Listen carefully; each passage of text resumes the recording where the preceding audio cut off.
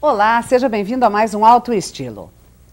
No programa de hoje, confira como foi o baile das debutantes do Ponta Lagoa.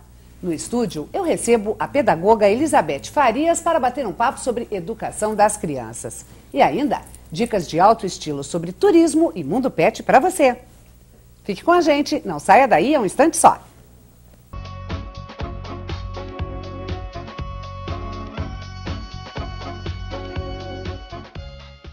Feira, dia 12 de outubro, concentra algumas comemorações importantes para o Brasil.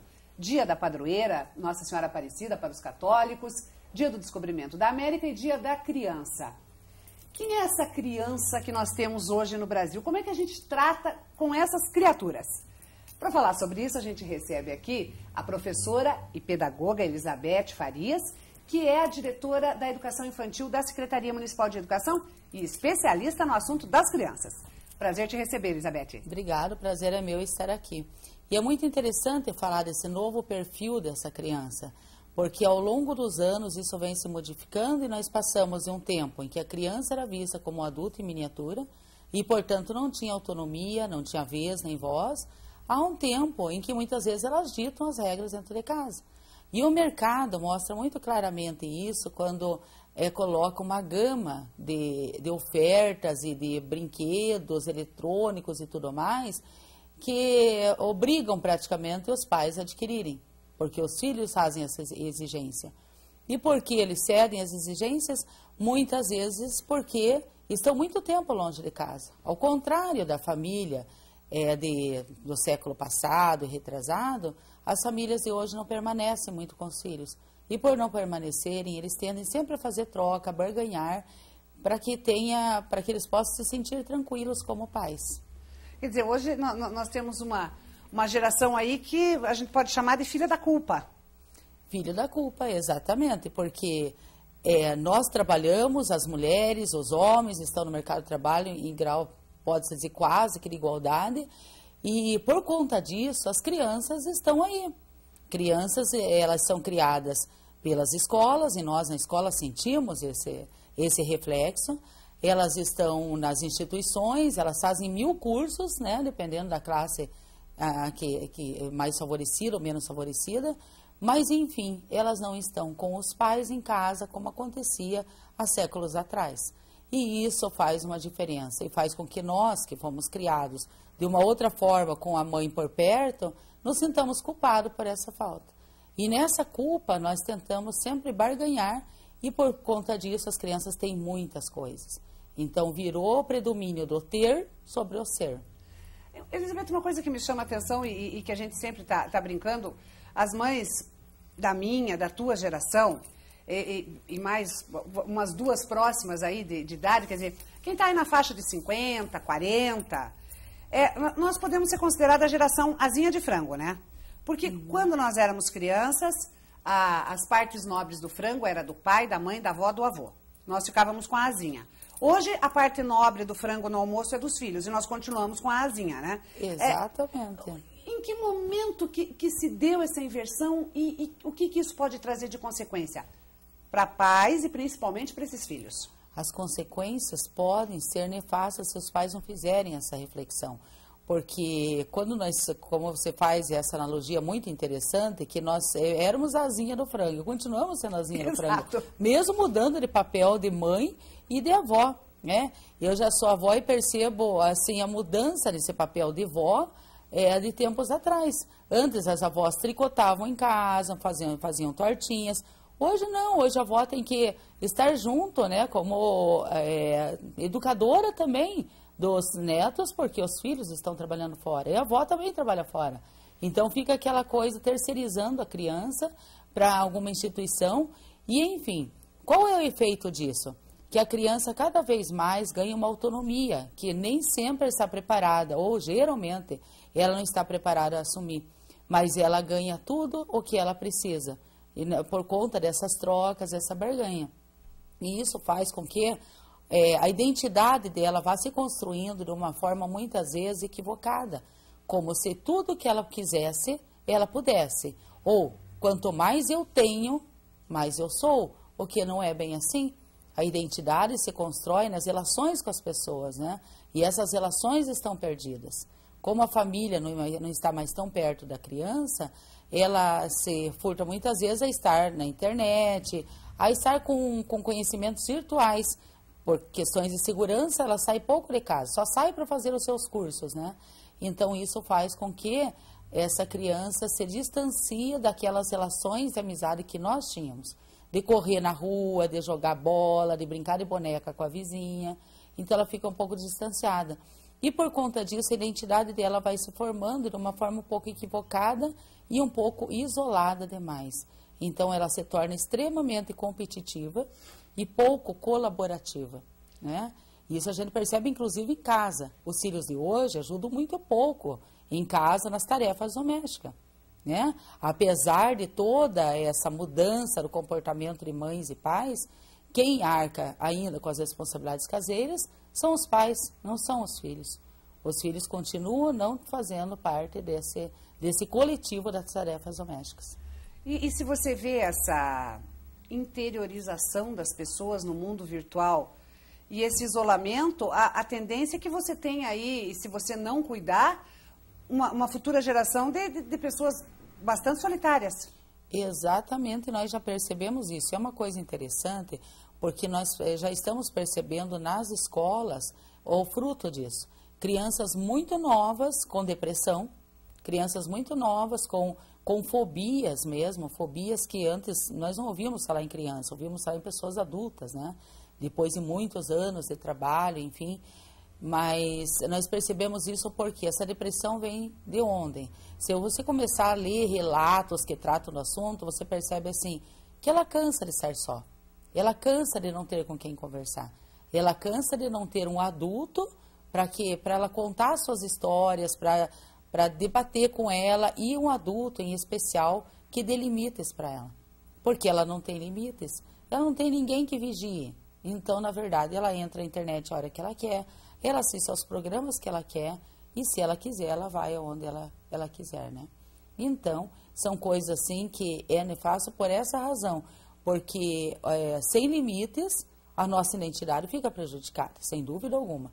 A criança, ela precisa do limite, para saber exatamente quem ela é e que papel ela desempenha nessa constituição histórica da família. E o primeiro lugar onde você sente esse reflexo da mudança é na escola, Elizabeth? É na escola. Porque eu tenho a impressão, às vezes eu tenho a sensação que a escola, em algumas ocasiões, acaba conhecendo melhor a criança do que a mãe, e não aqui como crítica, mas a criança acaba se revelando mais na escola, no grupo, do que em casa, né? Em especial porque quando nós tratamos muito dos anos iniciais do ensino fundamental, isso significa que nós temos um professor, o unidocente que nós chamamos. Esse professor permanece com essa criança por pelo menos 4 horas. É um tempo que nem todos os pais podem se dar o luxo de ter. Às vezes esse pai vai encontrar essa criança já dormindo e vai deixar essa criança ainda dormindo quando sai de manhã. E a escola permanece por pelo menos 4 horas com essa criança. E ao permanecer, essa criança cria esse vínculo muito forte com a professora, com a escola de uma forma geral. Então ela acaba descobrindo coisas que em geral as mães não sabem. E é muito interessante você perceber isso. Nós percebemos assim que com as dificuldades de aprendizagem que vão se manifestando, quando você chama a mãe na escola, você percebe que a mãe não tinha clareza daquilo. Muitas vezes até coisas muito simples, como dificuldade na visão, dificuldade de ficar mais quieto, a hiperatividade que se manifesta, né? Então a mãe não percebe isso em casa, porque o contato dela é muito reduzido. Então a escola assume um papel que na verdade não era dela tempos atrás, que é o papel justamente de assumir essa criança além do aspecto acadêmico, mas ela assume também as questões sociais, as questões que seriam familiares, de diálogo, de entrosamento, de se preocupar se essa criança é tímida, se não é tímida. A escola realmente assume. Então, onde vai desembocar realmente toda essa situação, realmente a escola, sem dúvida alguma. Isso para o bem e para o mal, porque às vezes a escola consegue fazer um trabalho muito bom e consegue chamar a família consegue reconhecer que algumas coisas precisam ser mudadas, e no outro ponto de vista também, né, pode ser ruim, porque a escola está assumindo uma coisa que às vezes ela não dá conta, que é tão grandioso que a escola não dá conta, que precisa da família e essa família se ausenta. Esse nosso papo está muito bom, a gente pode continuar no próximo bloco? Com certeza. Então, não saia daí, você que está interessado principalmente em saber como lidar com essa criançada de hoje em dia. A gente já volta.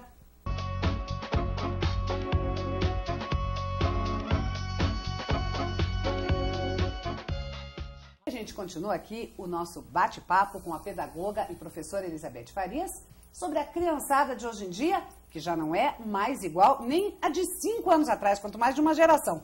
É isso, né, Elizabeth? Se você tem filhos aí com diferença de idade de 5 anos, você já nota que são gerações novas, né? Como é que você faz para lidar com um mínimo de sensatez com essa criançada que já nasce online? E essa questão que você falou, os pais hoje estão tendo menos filhos e com mais distância entre eles. É uma verdade. Se você tem filhos com 5 anos de diferença, você já nota, gradualmente, assim, vai se mudando essa geração. Mas, enfim, como é que você lida com isso? Na verdade, é importante, eu acho que é essencial, na verdade, que os pais não se furtem ao seu papel de pais. Embora tenha se mudado a geração, embora tenha se mudado o perfil de sociedade, de homem, de mundo, os pais são os pais. E nós não podemos terceirizar determinadas coisas. Eu sempre até pode terceirizar pequenas tarefas, como levar na escola, mas tem coisas que você não pode terceirizar. E aquele contato íntimo com o teu filho, aquela conversa, mesmo que seja tarde da noite. É preciso que haja esse contato, para que ele saiba exatamente que vínculo ele tem, quem são esses pais e a quem ele tem que se reportar. Porque nós corremos um risco muito sério de nos ausentarmos do nosso papel de pais e outros assumirem, né? E esses outros assumirem nem sempre são com boas intenções, com boas perspectivas. Então eu diria assim, que a melhor forma de lidar com isso é você tornar com muita qualidade o tempo que você está em casa. Então, se você trabalha, pode trabalhar muito, quando você chega em casa, o tempo é da tua família, não é do teu trabalho. Não levar trabalho para casa, não ficar atendendo telefonemas, celulares na hora da refeição, mas conseguir manter aquele vínculo. E mesmo que seja por uma única vez durante o dia, mas ter uma refeição com os teus filhos. Que nessa única refeição, de repente, você consegue saber como é que foi a escola, o que aconteceu, quais foram os amigos com que ele se relacionou.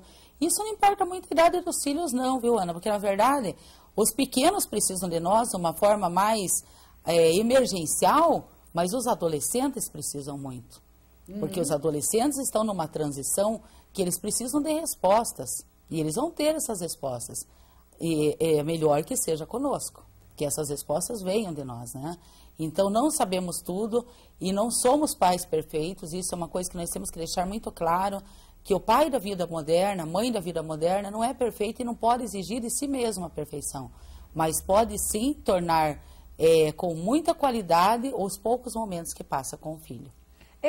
Isso me chama a atenção, Elizabeth, por uma situação aí dos extremos, né? 8 ou 80. Nós tínhamos aí uma geração daqueles pais autoritários, castradores, que sabiam tudo, que podiam tudo, né? E que os filhos só tinham que obedecer, aquelas assim, o pai só olhava e você não discutia o porquê. Aí agora você vê uma geração onde alguns pais, eles querem ser, eu sou o melhor amigo do meu filho, mas eu acho que esse não é o papel, né? Quer dizer, antes de ser o melhor amigo, você tem que ser um pai ou uma mãe amiga. Não só o amigo. Você não vai rivalizar com os coleguinhas de escola, né? Esse é o ponto que você tocou, é importantíssimo, porque na ânsia de se tornar próximo do filho, os pais confundem um pouco os papéis.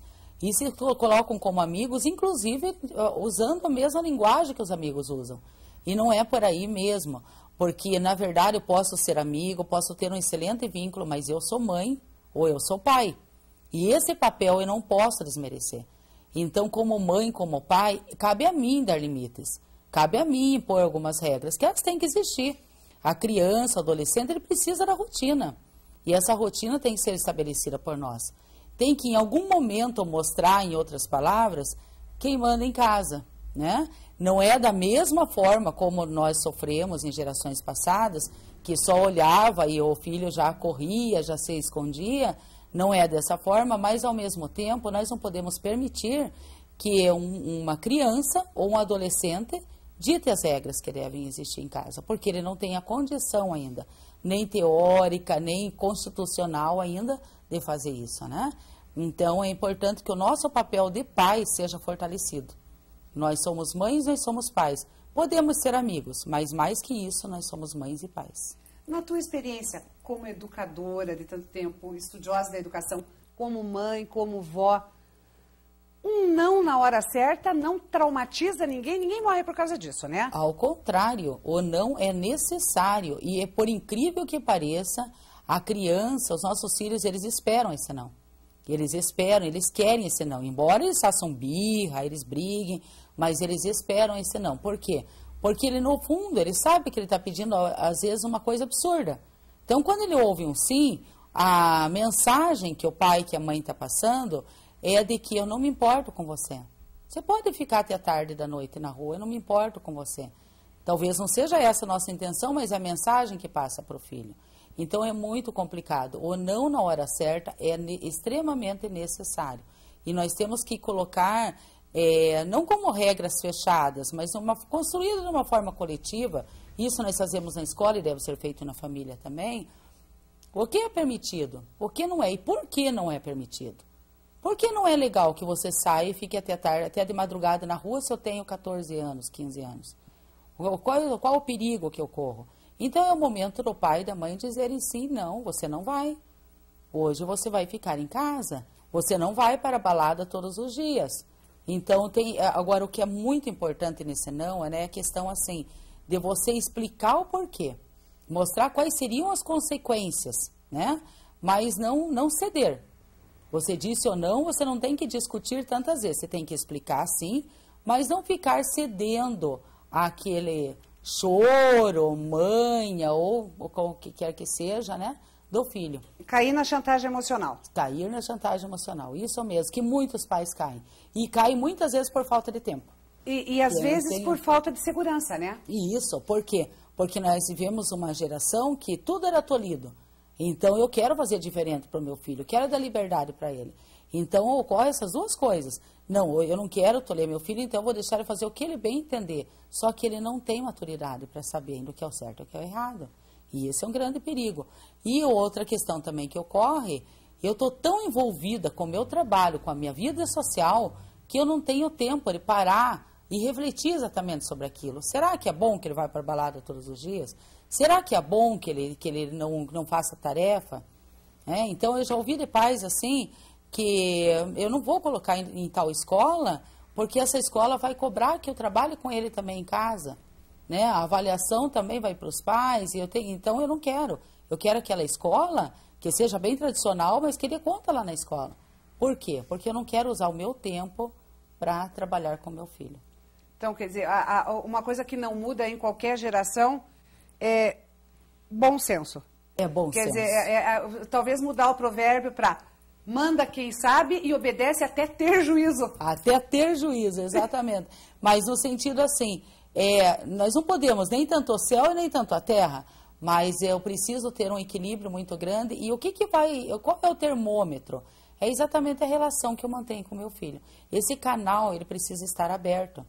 Então, aberto a tal ponto que mesmo que eu diga um não, esse filho não me tenha como inimiga, mas ele compreenda que eu estou dizendo não mediante determinados critérios que eu estabeleci. Então, ele vai continuar te tendo como amiga, mas não amiguinha, coleguinha, que ele brinca na esquina, mas a amiga que ele pode se reportar em todos os momentos da vida dele. E a gente fica muito mais fácil quando a gente lembra que a gente já foi filho antes de ser pai, né? Todo mundo antes de ser pai e mãe um dia foi filho. Exatamente. Então é só você ver tudo que você fazia de birra e manha para você saber que não é tão grave assim, né? Não é tão grave e não causa trauma nenhum. Isso que é mais importante, né? Não causa trauma nenhum. Tá Tá certo, Elizabeth, muito obrigada. Tenho certeza que ajudou vocês. muita gente a enxergar algumas luzes aí sobre essa relação tão complicada e tão gostosa com os filhos. Obrigada a você pelo convite e estou à disposição em qualquer outra situação. Obrigada. Nada. No próximo bloco, dicas de alto estilo para você. É um instante só e eu já volto, não saia daí.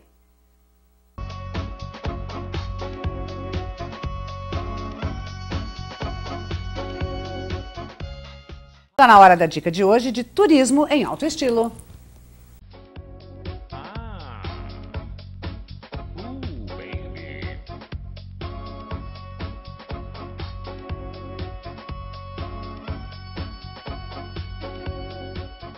Ouvi falar em pacotes de viagem.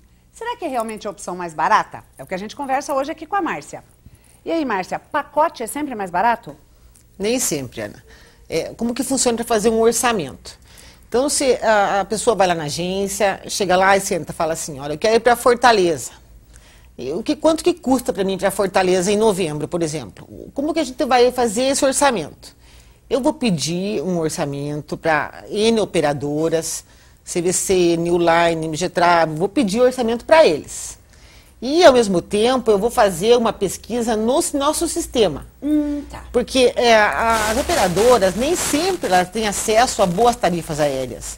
Elas têm acesso a tarifas operacionais, que são limitadas. Então, o pacote é sempre feito baseado nesse tipo de tarifa. Enquanto que, sendo agência, nós temos o sistema de passagens também, nós temos acesso a todas as promoções de todas as companhias. Então, muitas vezes fica mais barato comprar passagem separado, parcelar ela de acordo com a companhia aérea, e daí comprar o hotel e os serviços, né, os passeios, pela operadora, ou assim, a gente mesmo monta aquilo e parcela também. E eu acho que ultimamente tem ficado bem mais barato fazer nesse sistema, pelo sistema e separado, do que o próprio pacote em si. E a agência aí oferece essa comodidade. Vocês lá na JD Graph oferecem essa comodidade de fazer essa pesquisa de os passeios mais interessantes, o que for mais barato, o que for mais de acordo, quer dizer, e isso não tem um custo a mais. Não tem custo a mais. Quando eu passo um orçamento, eu nunca passo eu passo várias opções para o cliente, de várias operadoras e de sistema. Coisa que você fica restrito, se você vai em uma operadora, é limitado só ao produto deles e ao preço deles. E a agência não, ela oferece esse leque de opções que com certeza faz com que o produto fique mais barato. E isso vale, Márcia, para qualquer destino nacional, para qualquer destino, nacional, qualquer internacional. Quem quer comprar uma viagem até para o exterior, eu vou para Paris. Nem sempre o pacote é mais barato. Compre a primeira passagem, que o preço é mais dinâmico, está aumentando. Espera um pouco, depois compra o hotel e o passeio, vai parcelando devagar. Fica mais barato comprar a passagem separada do resto até. E mais interessante ainda, ir lá fazer tudo isso com a JD Graph. Tá certo, o telefone e o e-mail. 3220-7300, o marcia@jdgraph.com.br. Tá certo, obrigada, Márcia. Agradeço.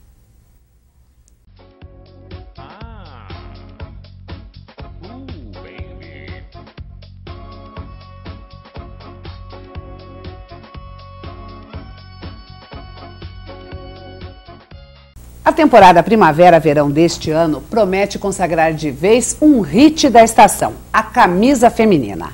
A peça, aliás, um verdadeiro coringa, só passou a fazer parte do guarda-roupa das mulheres no século XX, pelas mãos de ninguém menos do que a estilista Coco Chanel, que revolucionou o modo das mulheres se vestirem. A camisa caiu no gosto das mulheres para não sair nunca mais. E para este período promete vir com cores bastante fortes, cores cítricas e estampas florais, como essa da Jarmode que eu estou usando, e que você encontra na Delair Boutique. A Delair Boutique fica na Rua Coronel Dulcídio, entre a Dr. Colares e a 15 de novembro. E nos pés a melhor companhia para a camisa é o sapato do tipo Scarpin, como esse da Arezzo, que aposta na temporada na cor cítrica e nos saltos altíssimos. A Arezzo está instalada ainda de modo provisório no espaço S12 do piso superior do Shopping Palladium. Está na hora de você conferir agora a dica de hoje de pets em alto estilo.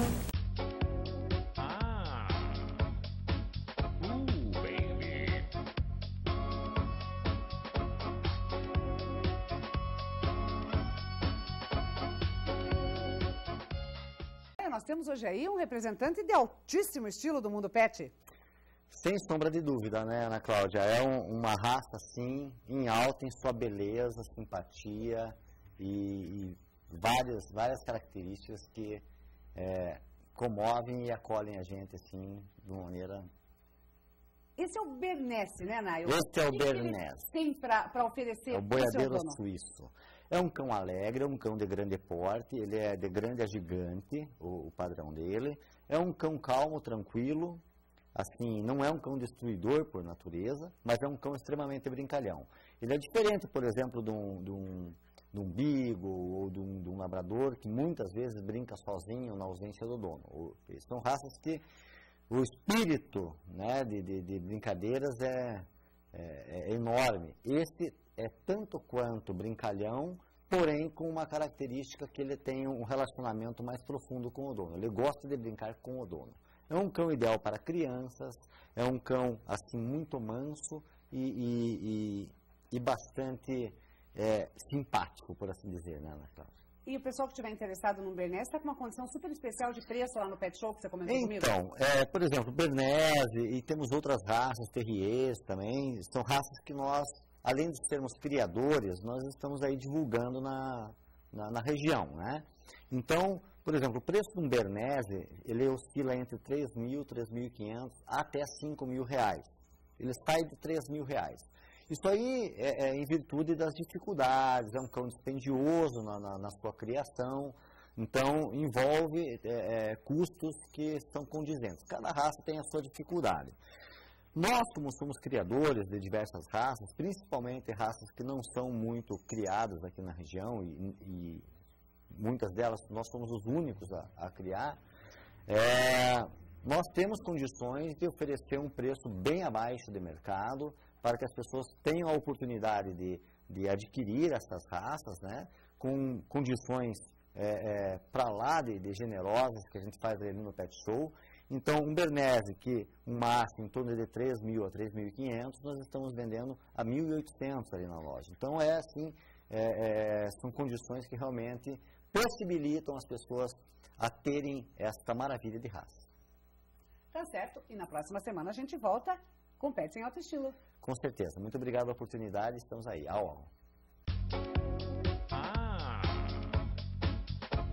Baby.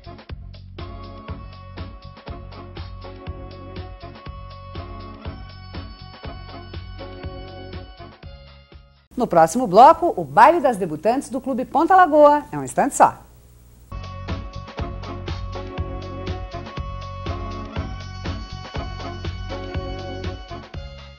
Ponta Lagoa realizou o seu baile de debutantes no último final de semana. O Alto Estilo foi conferir e agora mostra para você. Neste ano, o clube fez um baile diferente. Uma festa para ficar para sempre na lembrança das debutantes 2012 e nas de muitos outros anos.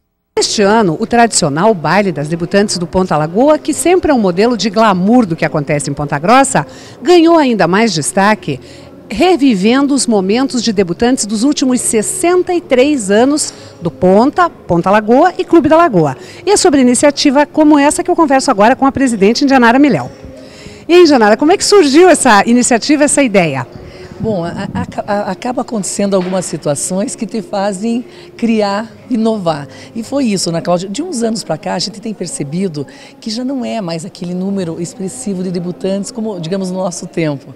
E excepcionalmente nesse ano também tivemos a adesão de apenas 3 debutantes. Porém, essas 3 debutantes, elas estavam tão assim empolgadas, os familiares estão empolgados com essa expectativa do baile, que eu fiquei com pena de não realizar o baile. Aí comecei a botar a cabeça para funcionar, eu falei, sabe o quê? Como esse ano nós estamos comemorando o centenário do clube, inclusive desfilamos na avenida, a convite da prefeitura no último dia 15, falei, sabe, é o momento então de nós fazermos um resgate histórico de certos valores, de momentos glamurosos que nós tivemos nesse clube. E aí comecei a pesquisar se viabilizava, né? Quando eu fui descobrir o primeiro baile, em 1949, Dona Laís Tuma participou desse baile. Conversei com ela se interessou muito, ela falou, não, eu estarei lá e tal. Então ali começou a ideia a brotar. E aí fomos fazendo resgate, vindo desde 1949 até o dia de hoje. E é interessante que houve uma adesão muito grande, principalmente mais pela velha guarda, digamos assim, porque eu acho que você guarda no teu inconsciente aqueles momentos que você viveu aqui nesses salões, né? E você quer, de uma certa forma, reviver. Então eu acho assim que é uma maneira para que nós não falhássemos no calendário, porque se veja, excepcionalmente também o ano que vem teremos muitas. Já observei que tem muitas meninas de 14 anos, umas 15 meninas já me falaram. Falei, não serei a presidente no ano que vem, mas já sei que existe uma grande procura. Então, você não consegue muito prever como que vai ser, se mais um número maior ou menor. Mas, de qualquer maneira, foi muito bem-vinda essa ideia, uma aceitação muito grande. E eu achei que teve a ver também, justamente com tantas entidades centenárias que estão comemorando esse ano. Então, o Clube Ponta Lagoa, daí aproveitamos o ensejo, fazemos uma comemoração centenária com o Revival 63 anos do Baile Debutantes.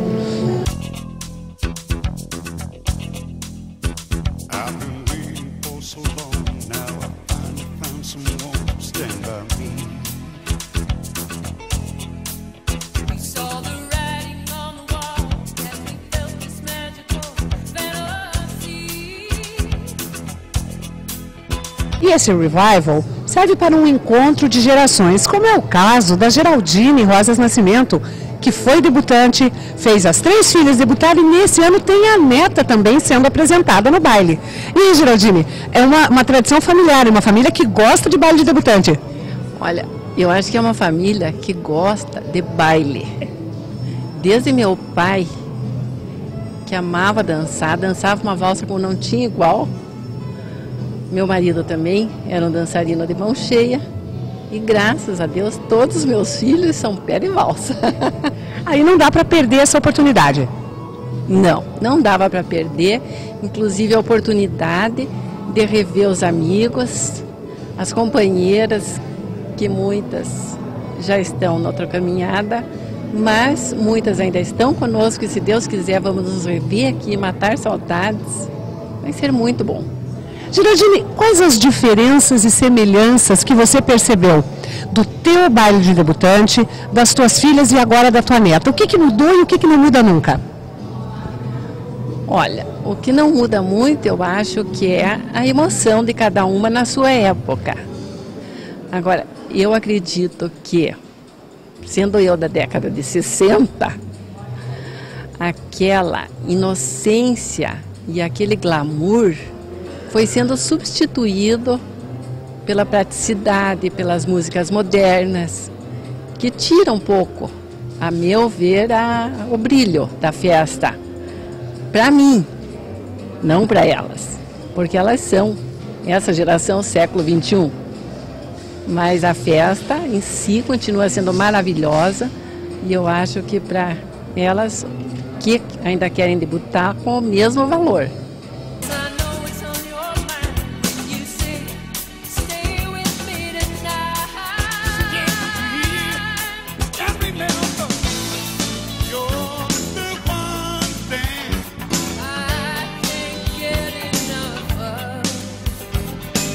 O primeiro baile de debutantes do Clube Ponta Lagoa, ainda Clube Ponta Grossense, foi realizado em 1949. E a dona Laís Tuma participou e é com ela que eu converso agora. E aí, dona Laís, como é que foi esse primeiro baile? Pois é, uma emoção, porque a gente com 15 anos, né, tudo é novidade, tudo é bonito, tudo é fantasia. Então eu tenho algumas lembranças ainda, apesar dos 60 e tantos anos, 63 anos que já se passaram. Então eu estou muito feliz hoje, nessa noite, de terem se lembrado que teria que ser mesmo uma mente assim, criativa, com são as mentes da diretoria daqui, porque fazer uma festa dessa, reunindo familiares de 3, 4 gerações, pais, mães, padrinhos, netos, não é? Netas, né? Então todos aqui, é muito bonito isso, não é? Essa confraternização de família, porque os jovens têm sua balada, vão nas suas baladas. Os casais têm os seus jantares, mas uma confraternização assim de família, há muito tempo a gente não vê esse tipo de... Então eu estou feliz porque se tiver outra, será outra, não será a primeira. Então eu estou muito feliz de estar nessa noite aqui, na noite de hoje. E como é que foi para a senhora a emoção de debutar? Porque na época não se podia ir a festas, bailes antes do debut, né? Não. Então, eu recém-chegada aqui em Ponta Grossa, não conhecia muita gente, nem nada. Então, para mim, foi assim mesmo um debut, porque, sabe, para mim, as pessoas eu não conhecia, a sociedade eu pouco conhecia, e papai queria que a gente se entrosasse, né? Então, eu fiquei feliz, sabe? Fiquei feliz. Tem algumas lembranças, apesar de ter passado tanto tempo, mas ainda me lembro de alguma coisa, assim, do baile, lembro do seu Eurico Maranhão, que era o presidente do clube. E interessante que todas as debutantes de 49, graças a Deus, estão todas vivas ainda. E parece que estou só eu aqui na noite de hoje, sabe? Não sei, parece que não vem mais ninguém. Então sou eu representando a geração 49. E ainda com muita jovialidade e alegria para transmitir para essa geração que está debutando hoje. Estou feliz. Enquanto a gente tiver saúde, a gente pode participar, não é? Apesar dos percalços que a gente tem na vida, que você sabe, das ausências e tudo, mas a gente vai levando e vai vivendo o momento presente.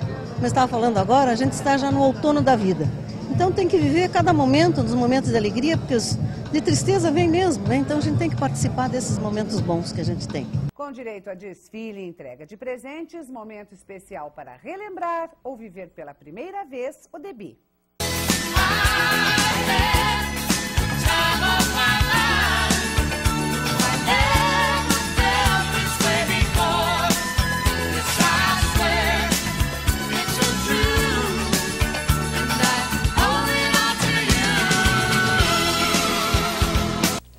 E o Alto Estilo de hoje fica por aqui. Lembrando que o nosso e-mail é anaclaudia@programaautoestilo.com.br e o telefone 91 32 35 36.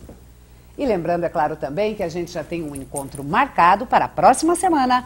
Muito obrigada pela sua audiência e até lá!